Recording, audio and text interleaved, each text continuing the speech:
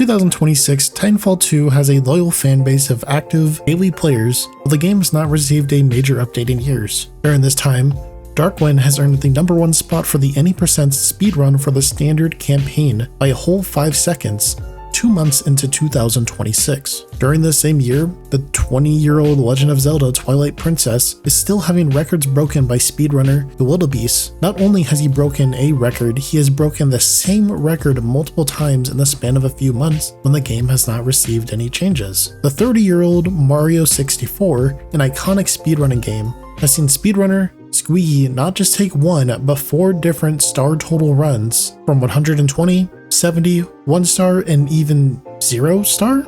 How does that even happen?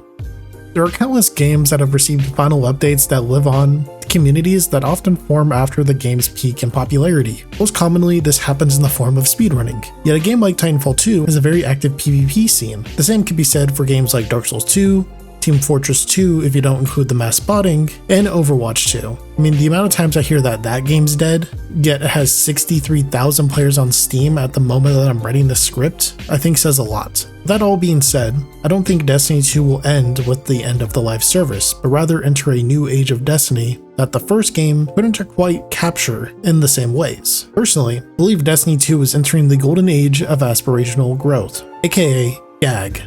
More often than not, high-end players will strat hide tech while they're playing the game for day 1/contest mode environments. For example, in Spitefuls, a legendary solo and Lowmander shared Sentinel Shield tech in which you can instantly reload weapons of everyone on your team by spamming block, allowing players to mag dump like it was old Luna factions for specific weapons. Another example that I could use is iSpecialHero, the world's first Vesper and world's second Desert Perpetual, had access to ion adapter armor from the Mythic Kepler campaign, granting 60% DR to self damage and 20% enemy explosive damage during the contest mode Desert Perpetual run, not necessarily sharing that information with the masses until a week after the completion of the day 1. While both these strats do not dramatically affect the average player's completion of a day 1 raid, it can change the results of the final day 1 leaderboard or even disable a different interaction altogether. If Bungie had seen the Sentinel Shield tech or controversial chunking in upcoming contest raids and dungeons, these would have been disabled near instantly, which in itself creates an artificial difficulty for day 1s. In the Desert Perpetual day 1, Break Perfected and Third Iteration were both disabled, which honestly dramatically affected the amounts of clears due to the lack of ammo teams would find themselves during the final stand moments. Third Iteration was disabled for a more sinister reason, as it was doing way too much damage, out-damaging some of the best burst damage supers at the moment. That all being said, there's no reason to strat hide tech anymore for day 1 raiding or dungeons, given that there will be no more of those activities to our knowledge. With this information in mind, tech can still be used for a different part of the endgame community: speedrunning. Destiny 2 has a unique speedrunning scene as it is an ever-evolving world, so some strats will emerge with the introduction of new weapons, abilities, or any form of sandbox changes, allowing players to move or kill faster. With something like Sentinel Shield tech, we could see a future where rocket DPS is 50% higher because you're able to dump all your rockets in 5 seconds rather than 8, leading to a 3-second difference in boss killing. With an upcoming patch, we're getting exotic catalysts, 5 exotic armors, and general armor tuning, alongside general sandbox changes that include new aspects, abilities, and a ton of armor set bonuses, and close to 200 weapons in the form of reprisals or introductions. This is all assuming that we do not get a completely new artifact. However, I do want to talk about the potential of the artifact for the future of speedrunning. In the final shape, artifacts gained additional roles in the later parts of the season. This trend still exists to this day, which could be massive for the future of the game, depending on how Bungie decides to update it in the coming weeks. Currently, we have 2 rows waiting to be added to the game. If I were to take a guess on the original perks coming, it would be explosive weapons and trace rifle themed based on the current armed weak weapon rotation. While it is interesting to see those come to the game, I do not think it would be the best idea given that the next artifact will most likely be the final artifact players will be able to interact with. I have a suggestion to Bungie on how the final artifact could look. Assuming we're using the 5-column by 7-row system, following artifact should be formatted like this. Column 1 is for champion mods, and we should have as many champion mods as possible. So let's get into it. Unstoppable Small Arms has hand cannon and sidearms. Overload Rapid Fire would include Pulse Auto SMG, Anti-Barrier Longshot, Bows and Scouts, Unstoppable Coils, Linears, Traces, Fusions, Overload Close and Personal, Shotgun, Glaives and Swords, Anti-Barrier Artillery, Machine Guns and Snipers, and Unstoppable Ordnance, Grenade and Rocket Launchers. Column 2 should be conditional effects that grant small bonuses to weapons, Ordnance Trade's armor, or abilities. Personally, I think all styles of play should be buffed, but we have to make this row somewhat balanced so we don't break it for PvP, but it does grant strong benefits for PvE. Unraveling Orbs, Orb of Power pickups, or Tangle Throws grant Unraveling Rounds, deal 5% increased strain damage to debuff combatants. Frenzied Hunger, scoring multiple kills while Devour is active grants increased weapon handling, reload, and stability. Kindling Trigger, Radiant, while Radiant, solar damage inflicts 30 stacks of Scorch to unscorched combatants. Gain Restoration X1 for 3 seconds on Ignition kill. Wind Chill, landing, precision hits with stasis weapons grant 2 stacks of Frost Armor, deal 5% increased damage to the stasis debuffed combatants. Dielectric, killing an arc debuffed enemy grants 1 stack of Bolt Charge.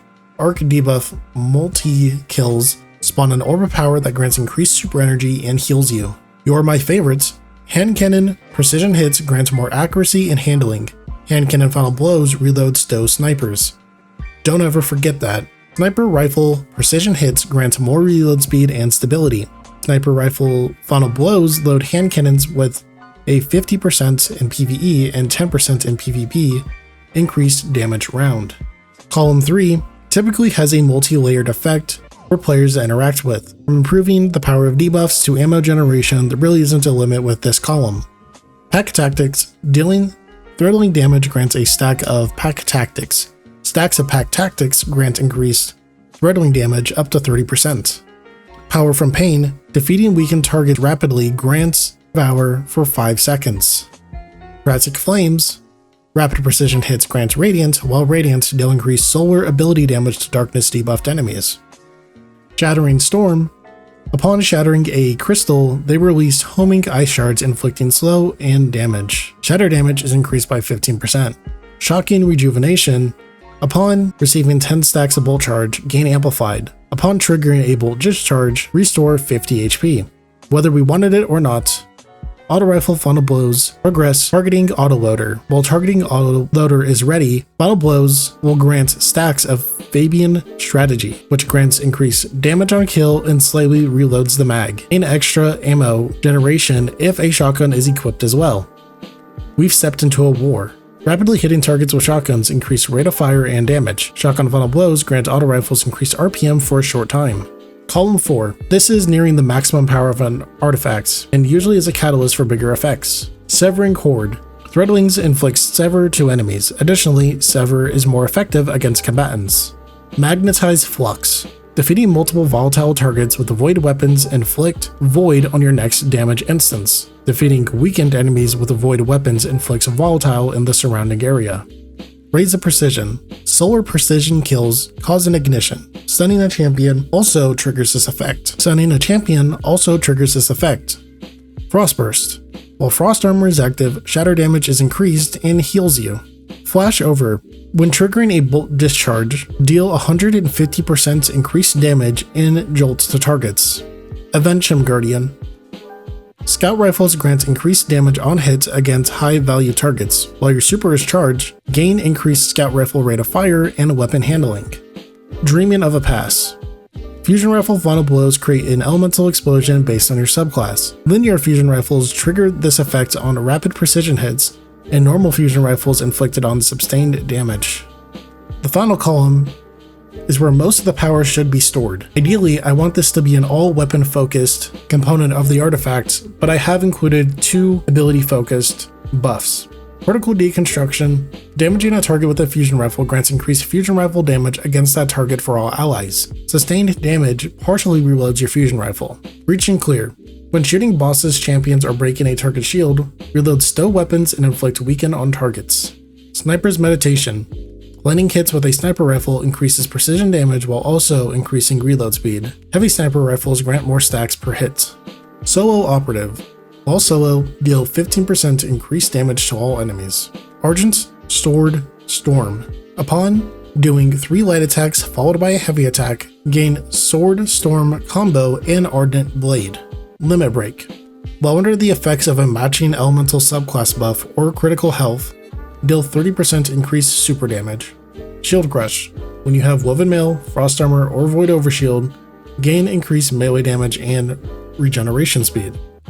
While you're under the effects of Radiant or Amplified, gain increased grenade damage and regeneration speed. I think with all of these as the final artifact, it would be a really fun game. Quite honestly. It would also be interesting to see how some speedruns are done. Is Particle Deconstruction, Snimber's Meditation, or Breach and Clear the most effective option? What if it's Ardent Sword Storm? And this also gives an opportunity for solo speedruns to become a thing. Solo Operative, granting 15% increased damage to all enemies, can be pretty massive. Being able to kill a boss 15% faster while solo could be the difference between 1 damage phase and 2 damage phases, which in most cases is minutes worth of time.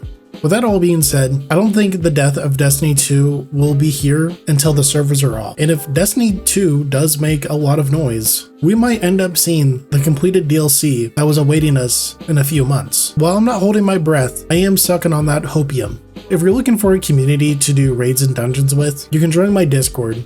It's in the link of every one of my videos. I appreciate you all for watching, and I hope you have a good one. Stay safe, y'all.